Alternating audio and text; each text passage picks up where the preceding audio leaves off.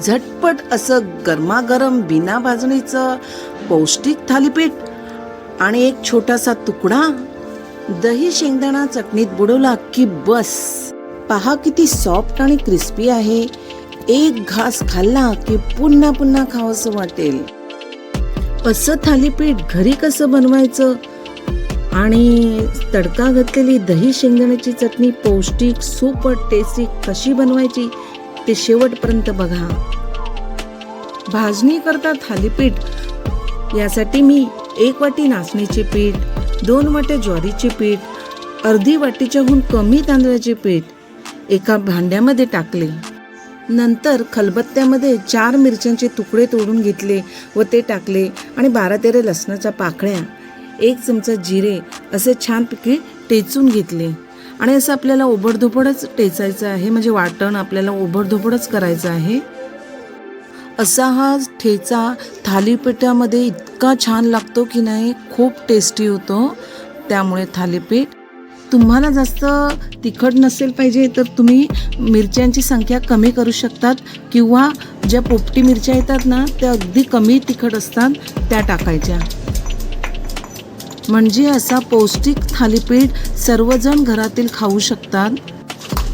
या थालीपीठात मी नाचणी, ज्वारी आणि तांदूळ पीठ वापरलं आहे. नाचणीमध्ये कॅल्शियम खूप असतो, हाडांसाठी तर बेस्ट. ज्वारी पचायला हलकी, डाएटसाठी चांगली आणि मी काकडी घातली आहे. शरीर थंड ठेवते आणि वजन कमी करायला मदत करते. पहा आपल्याला असं कुटायचं आहे वाटण.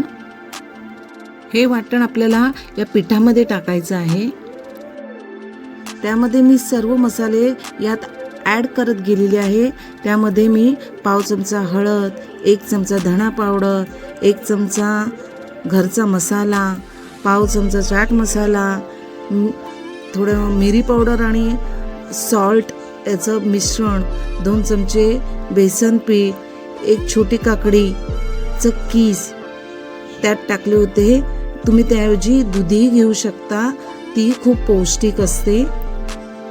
1 मीडियम साईजचा कांदा बारीक कट करून घेतलेला आहे आणि तोही त्यामध्ये ॲड केलेला आहे.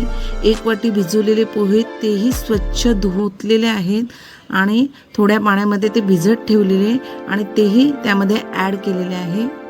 स्वच्छ धुवून ठेवलेली कोथिंबीर, तीही छान बारीक कट केलेली आहे आणि तीही त्यामध्ये ॲड केली. आणि सर्वात लास्टला गरजेनुसार मीठ टाकलेलं आहे. आणि त्यानंतर जे पोहे होते भिजवलेले त्यामध्येच आपल्याला ते पीठ भिजवायचं आहे आणि त्यानंतर गरजेनुसार थोडं थोडं पाणी घेऊन आपल्याला ते पीठ मळायचं आहे. आपल्याला लगेचच थालीपीठ करायला घ्यायचं आहे. पिठाचा मीडियम साईजचा मी गोळा घेतलेला आहे आणि नॅपकिन घेतलेला आहे कॉटनचा. आणि त्यानंतर त्या मधोमध जिथे आपल्याला थालीपीठ करायचं आहे तिथे आपल्याला पाणी शिंपडायचं आहे आणि पाण्याचा हात घालून आपल्याला असं थापून घ्यायचं आहे थालीपीठ बोटाच्या साह्याने. गॅसवर तवा गरम करत ठेवलेला आहे आणि त्याच्यावर मी तेल टाकलेलं आहे थोडं आणि ते छानपैकी पसरवायचं आहे.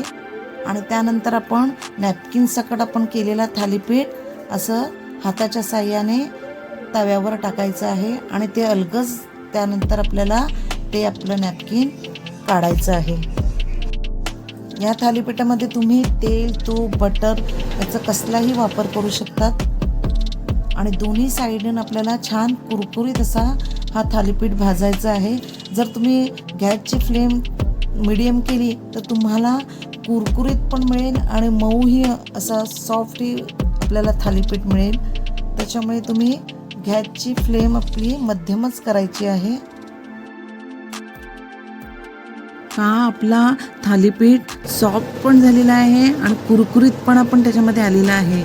पहा दुसराही थालीपीठ मी अशाच पद्धतीने करत आहे. पहा तुम्हाला जर तव्यामध्ये डायरेक्ट थालीपीठ टाकायचं असेल, हाताच्या साह्याने आपण जसं पसरवतो ना, तर तुम्हाला ते पीठ फक्त पाण्यामध्ये पातळ असं मीडियम साईजचं पीठ करायचं आहे. म्हणजे तुम्ही तव्यावर हाताच्या साह्याने तुम्ही पसरू शकतात. असाही थालीपीठ खूप छान भाजला जातो आणि छान लागतो देखील.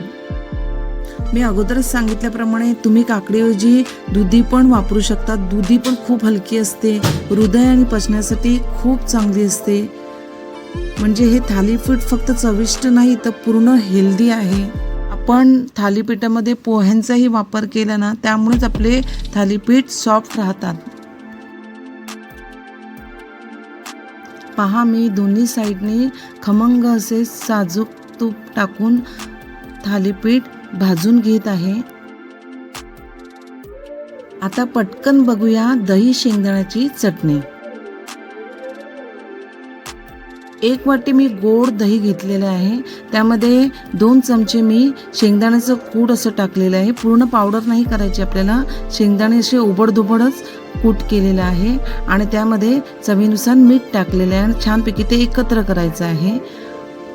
थोडी मोहरी, हिंग आणि कढीपत्ता याची फोडणी आपल्याला या दही आणि शेंगदाण्याच्या चटणीमध्ये टाकायची आहे. अशी घरगुती आणि सोपी आणि हेल्दी रेसिपी आवडली असेल तर चॅनलला सबस्क्राईब करा, कारण सबस्क्राईब करायला पैसे लागत नाही. तर चला भेटूया नेक्स्ट व्हिडिओमध्ये. See you.